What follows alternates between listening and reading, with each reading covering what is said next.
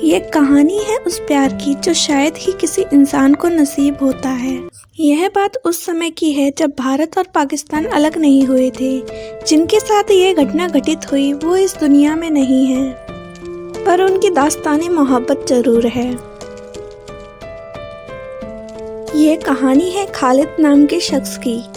कहानी उसके बचपन से शुरू होती है। उसका गांव प्रयागपुर जालंधर छावनी से 1 किलोमीटर की दूरी पर था और वहां से नगलपुर गांव की दूरी आधा किलोमीटर थी। उसके गांव और नगलपुर के बीच की इस दूरी के बारे में मशहूर था कि रास्ते में कम से कम 3 जगहों पर चुड़ैलों का बसेरा था। अगर कोई रात के समय सफर करे तो पीछे से चुड़ैल आवाजें देकर उसे बुलाती थी और जब कोई शख्स मुड़कर देख लेता था तो फिर उनके जादू से बच नहीं सकता था।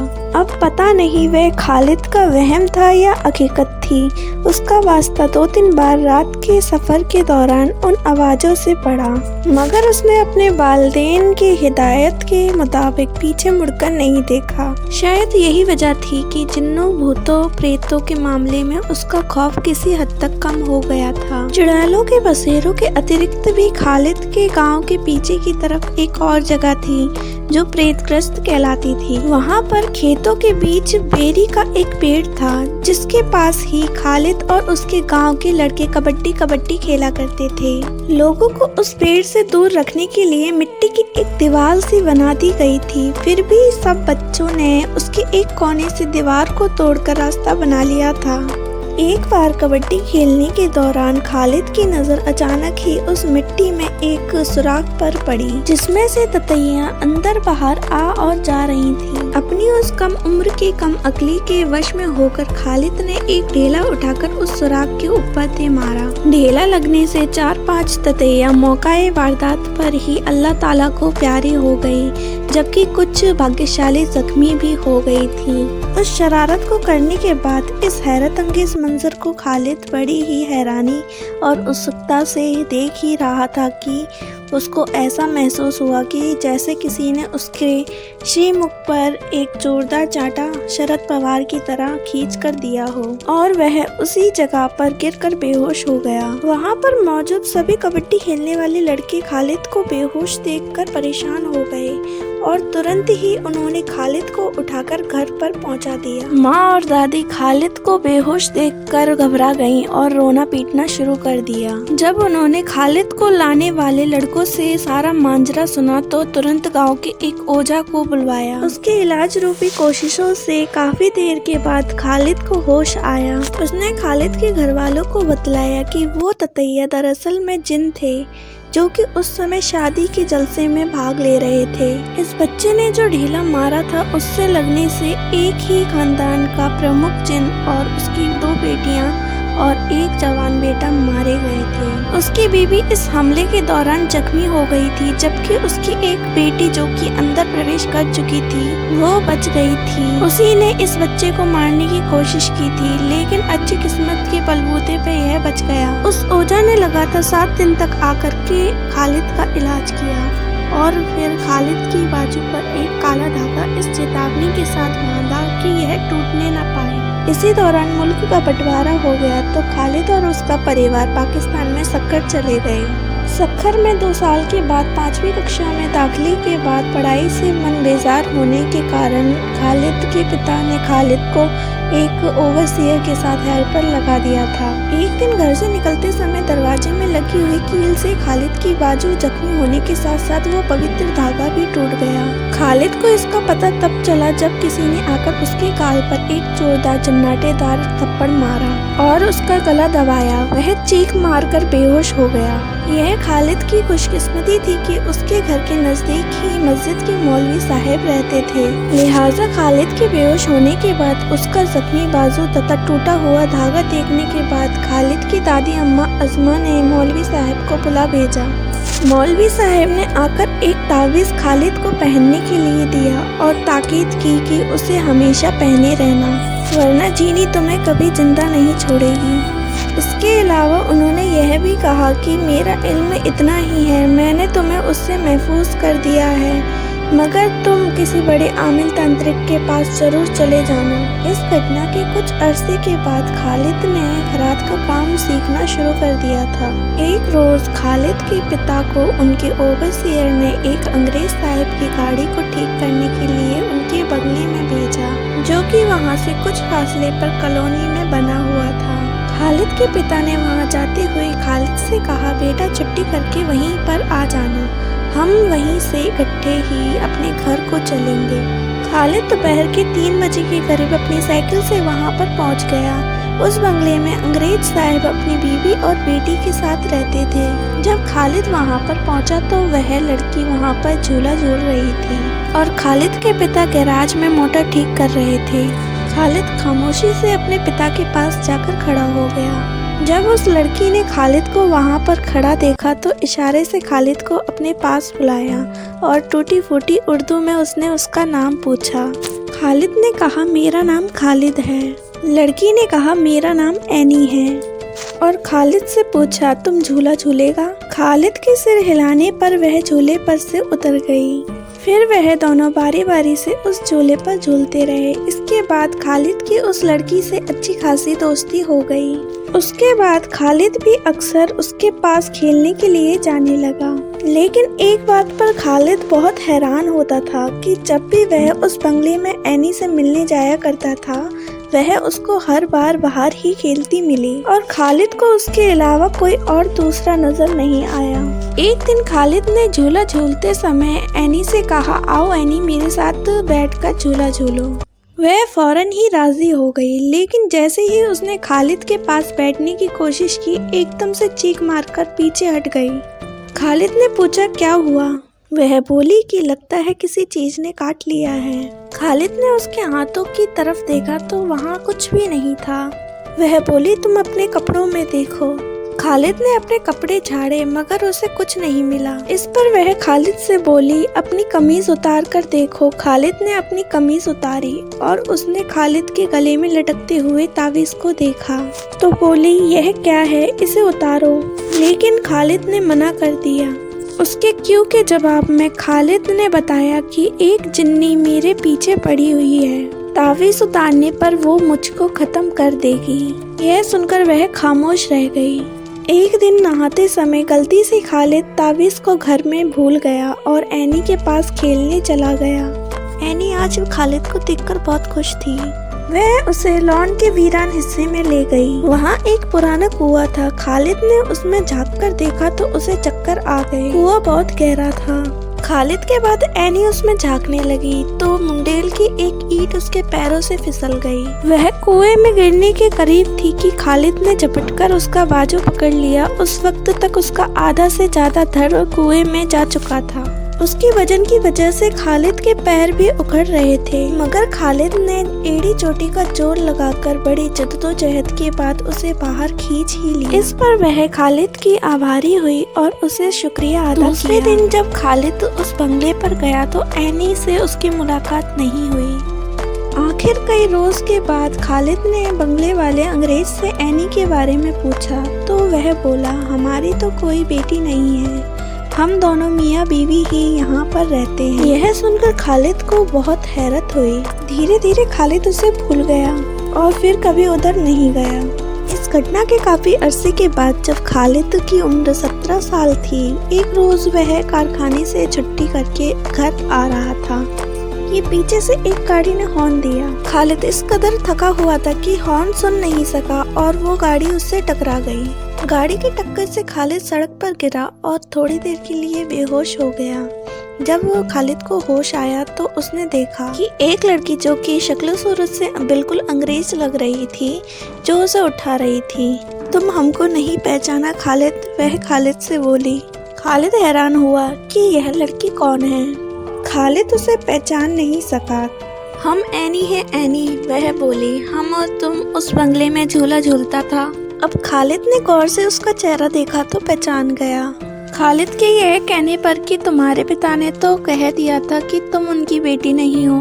तब उसने कहा कि बेवकूफ, मैं तो उनके पड़ोस में रहने वाले डेविड साहब की बेटी हूँ। मैं वहाँ पर सिर्फ खेलने जाया करती थी। उस हादसे के बाद उन्होंने मुझे वहाँ खेलने से मना कर दिया था। इस तरह मेरी और तुम्हारी मुलाकात नहीं हो सकी। तुम सिर्फ एक दिन पूछकर वापस चले गए और फिर दोबारा लौटकर नहीं आए। मैं तुम्हारा इंतजार करती रही कि तुम दोबारा आओगे तो मैं तुम्हें बताऊं। खालिद बोला, यह मेरी गलती थी, चलो इस गलती की सजा भुगतो और मेरे साथ चलो। एनी ने खालिद से कहा और उसे कार में बिठाकर फिर उसी झूले वाले बंगले में लेकर आ गई। उसने बताया कि अपने माता पिता के इंतकाल के बाद अब वो इन्हीं रॉबर्ट साहब के साथ रहती है। इसके बाद वे दोनों फिर से मिलने लगे, लेकिन उनके मिलने के दौरान उस घर में कोई नहीं होता था। उसको सामने पाकर खालिद अपने मन में उसके प्रति उठने वाले सारे सवालात को भूल जाया करता था। सक्खर में गरीबाबाद के नजदीक एक काजी बाबा नाम के बुजुर्ग रहते थे, जो कि काजी बाबा नाम से मशहूर थे। एक रोज किसी काम के सिलसिले में खालिद को उनकी गली में जाना पड़ा। वो बाहर ही बैठे हुए थे। खालिद सलाम करने के लिए रुका तो वो बोले, मौलवी का धागा तुमने गुम कर दिया और फिर से उसके चक्कर में पड़ गया है। तू जिसके पीछे तू भाग रहा है वो तेरी दुश्मन है, क्योंकि तू उसके खानदान का कातिल है। वो आदमजात नहीं है, वह तेरा कत्ल कर देगी। फिर उन्होंने एक स्याह काला धागा कुछ मंत्र पढ़ने के बाद उसमें गांठ लगाकर खालिद को गले में डालने के लिए दे दिया और बोले कि इसे गले में इस तरह से डाल ले कि यह उसको नजर ना आए, वो तेरा पीछा छोड़ देगी।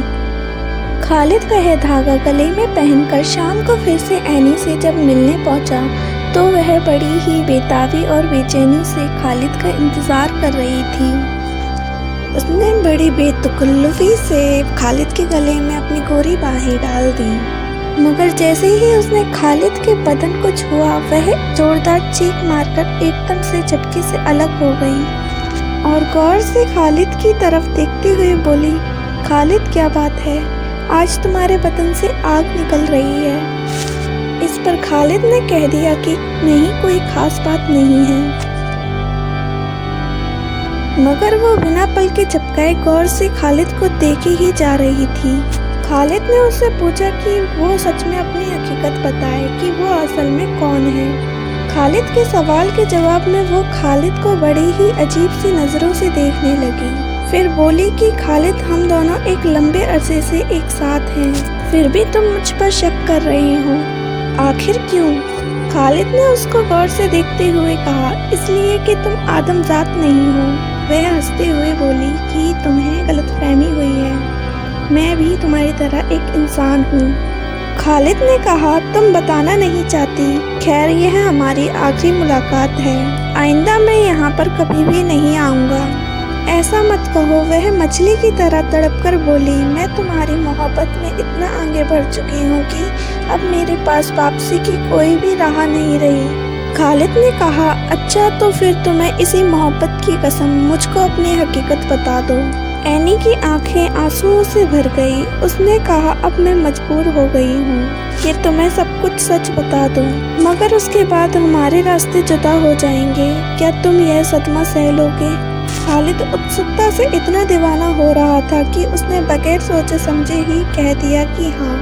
वह बताने लगी, तो सुनो, जैसा कि तुम्हें उस तांत्रिक ने बताया था, तुमने ततैया को जो पत्थर मारा था उसमें मेरे पिता, भाई और दोनों बहनें मारी गई थी। मेरी माँ जख्मी हो गई थी। वह इस काबिल नहीं थी कि तुमसे अपने खानदान के खात्मे का बदला ले सकती, इसलिए उन्होंने मुझसे बदला लेने के लिए कहा।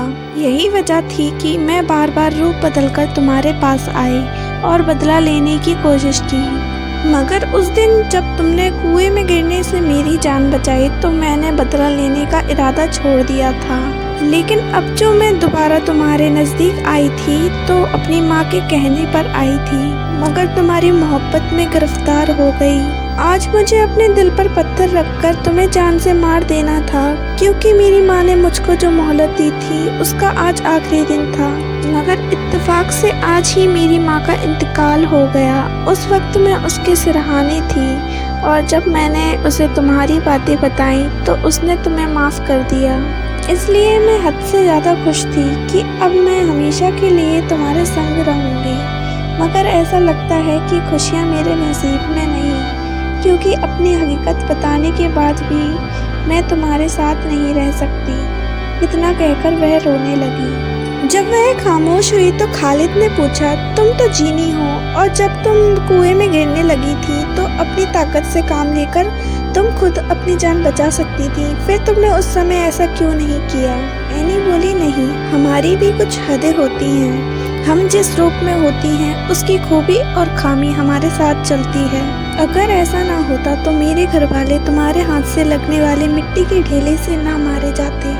एनी फिर से खामोश हो गई और कुछ देर बाद बोली, खालिद, आज जाने से पहले मैं आखिरी बार तुम्हारे गले लगना चाहती हूँ। तुम यह धागा उतार दो। खालिद धागा उतारने में कुछ हिचकिचाया तो वह बोली, तुम्हें अब भी शक है? मैं अपने दिल के हाथों मजबूर हूँ। अब मैं तुम्हें क्या नुकसान पहुँचाऊंगी जब मैं तुम्हें छोड़कर जा रही हूँ। खालिद ने अपने गले से वो धागा निकाल दिया तो वह खालिद के सीने से लगकर फूट फूट कर रोई। आखिर जब उसके दिल का गुबार निकल गया तो वह अलग हो गई और बोली, मैं जानती हूँ कि मैं तुम्हारे बगैर जिंदा नहीं रह सकती, इसलिए तुम मुझे इजाज़त दो कि जब भी मैं अपने दिल के हाथों मजबूर हो जाऊँ तो तुमसे मिलने चली आऊँ। खालिद ने इजाज़त दे दी। वह एक बार फिर से खालिद के सीने से लगकर रोने लगी और फिर धीरे से खुदा हाफिज कहकर खालिद की नज़रों से गायब हो गई। उस दिन के बाद वह खालिद की शादी के मौके पर सुहागरात को खालिद के पास आई। यानी कि जैसे ही खालिद ने अपनी बीवी का घूंघट उठाया तो यह देखकर हैरान रह गया कि एनी दुल्हन बनी बैठी है। उसने खालिद को मुबारकबाद दी और चली गई। दूसरी दफ़ा वह उस वक्त आई जब खालिद के घर बेटा पैदा हुआ। खालिद ने देखा कि वह बहुत कमज़ोर हो गई थी। तुम अपना ख्याल रखा करो, खालिद ने कहा। किसके लिए? वह हसरत से बोली और कुछ कहे बगैर चली गई। उसके बाद खालिद के 5 बच्चे हुए और एनी हर बच्चे की पैदाइश पर खालिद को मुबारकबाद देने जरूर आई। आखिरी बार वह खालिद की बीवी के इंतकाल के बाद आई। बीवी के इंतकाल के बाद एक दिन खालिद उदास बैठा हुआ था कि वह अचानक आ गई। खालिद उसे देखकर हैरान रह गया। वह बिल्कुल ढांचा लग रही थी। आते ही वह खालिद की बाजुओं में झूल गई और कहने लगी, खालिद, मेरी आखिरी ख्वाहिश यह थी कि मैं तुम्हारे बाजुओं में मरूं। मैं इस दुनिया से जा रही हूँ, तुम मेरी कहानी आम कर सकते हो। इतना कहते कहते उसकी आंखों में से गंगा यमुना बहने लगी। चंद लम्हों में ही उसने दम तोड़ दिया और फिर उसका वजूद धुआं बनकर खालिद की नज़रों से ओझल हो गया। ये थी कहानी उस जीनी की जिसने खालिद नाम के शख्स से बेइंतहा मोहब्बत की। ऐसी ही दास्तां भरी कहानियों के लिए इस चैनल को सब्सक्राइब करें, वीडियो को लाइक करें, शेयर करें, कमेंट करें। जब तक हम लाते हैं एक और नई कहानी तो इस चैनल से जुड़े रहें।